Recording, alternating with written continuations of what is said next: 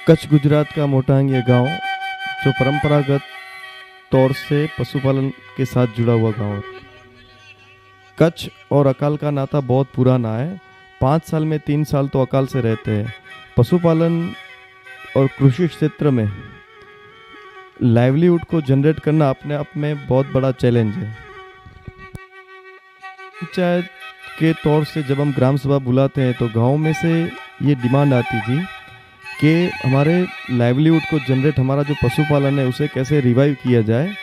तो उसके लिए एक प्लानिंग प्रोसेस की, जो जीपीडीपी प्लानिंग प्रोसेस कहते हैं, और जीपीडीपी के साथ हमने हैप्पीनेस इंडेक्स बनाया। और हैप्पीनेस इंडेक्स में ये निकल के आया कि जब तक हमारा ट्रेडिशनल लाइवलीहुड सस्टेन नहीं होगा, जब तक हमारे नेचुरल रिसोर्स डेवलप नहीं होंगे, तब तक ये हम दिन ब दिन गरीब से गरीब होते जाएंगे।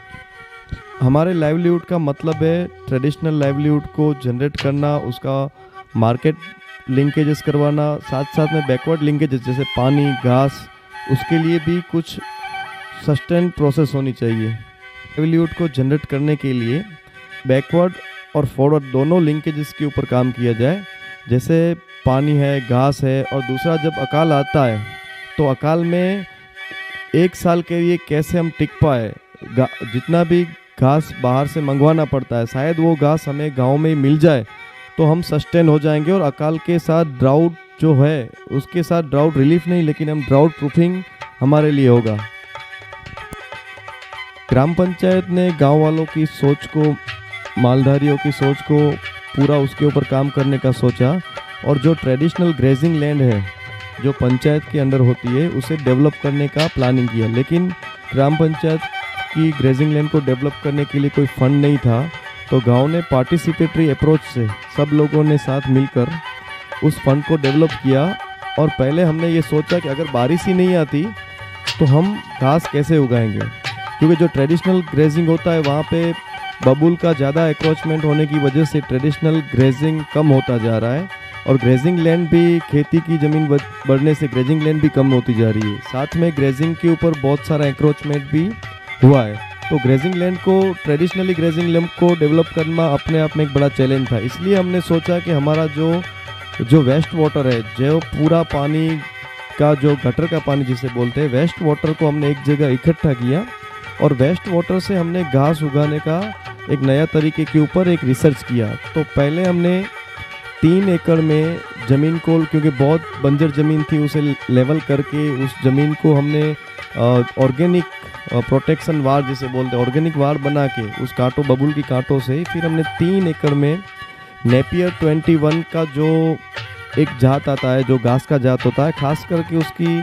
बहुत ही अच्छी बात ये होती, 3 साल तक वो घास रहता है और पर एकड़ पे हमें 15 टन तक वो उत्पादन देता है। इसी को रिसर्च करने के लिए हमने पहले 3 एकड़ में किया, और उसके सक्सेस के बाद हमने इस घास को एक्सपांड किया 25 एकड़ तक।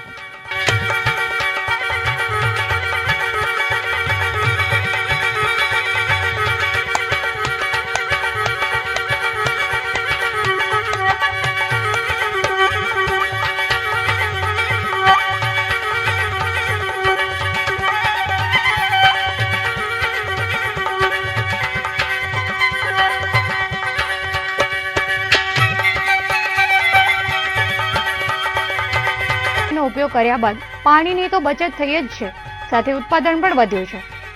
સમગ્ર આયોજન એ છે કે આપણે આપણા ગામમાં જે પશુપાલકો માટે જે ઘાસની અછત છે, અને જેના કારણે આખો દુષ્કાળમાં જે પ્રશ્ન ઊભો થાય છે, તો આપણે ઘાસની અછતને કઈ રીતે નિવારી શકાય, એ પણ પાણી અને આપણી ભૌગોલિક પરિસ્થિતિને ધ્યાનમાં રાખી हमारे पास ग्राम पंचायत के पास बहुत ही लिमिटेड रिसोर्स होने की वजह से हम ज़्यादा एक्सपांड नहीं कर पा रहे थे।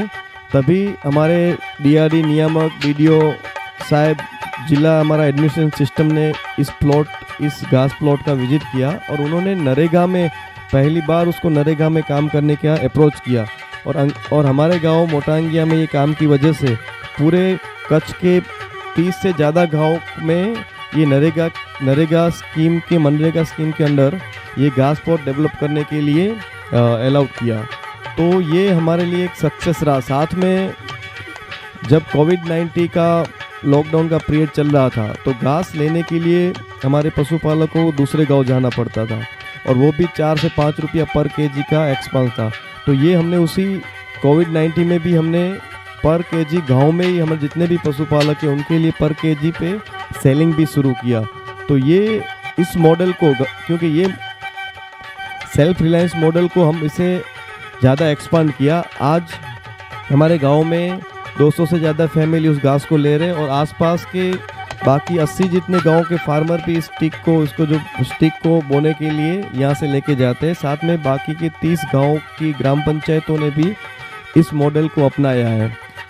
इन फ्यूचर हम पूरा इस घास का सस्टेनेबिलिटी के मॉडल के ऊपर सोच रहे, क्योंकि पिछले 2 साल पहले जब अकाल था तो कच्छ में 650 करोड़ का घास बाहर से कच्छ बाहर से गुजरात, जैसे मिडल गुजरात, नॉर्थ गुजरात से ये घास मंगवाया था। पंजाब तक भी हमारा जो एडमिनिस्ट्रेशन सिस्टम है घास लेने के लिए गया था। तो हम इसी मॉडल के ऊपर काम करना चाहते हैं कि जब बारिश नहीं है तो वेस्ट वाटर से हम अपने गांव की ही घास की ज़रूरत को पूरा कर सकते हैं।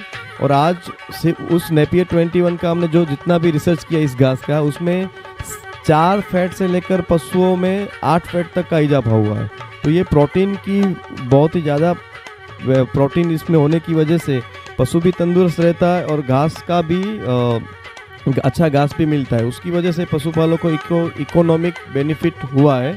आगे भी हम 100 एकड़ तक ये ग्राम पंचायत के साथ हम पूरा ग्राम पंचायत इस घास प्लॉट करेगी, ताकि आसपास के 20 से 25 गाँव को हम घास प्रोवाइड कर सकें। जब भी अकाल आता है तब हम इसको किसी को भी घास बाहर जाने के लिए बाहर से घास को मंगवाया ना जाए और गांव में ही घास का मिल जाए और बहुत ही कम रुपए में ये घास मिलता है और उसी पैसे से पूरा मॉडल को हम चलाएंगे। Thank you.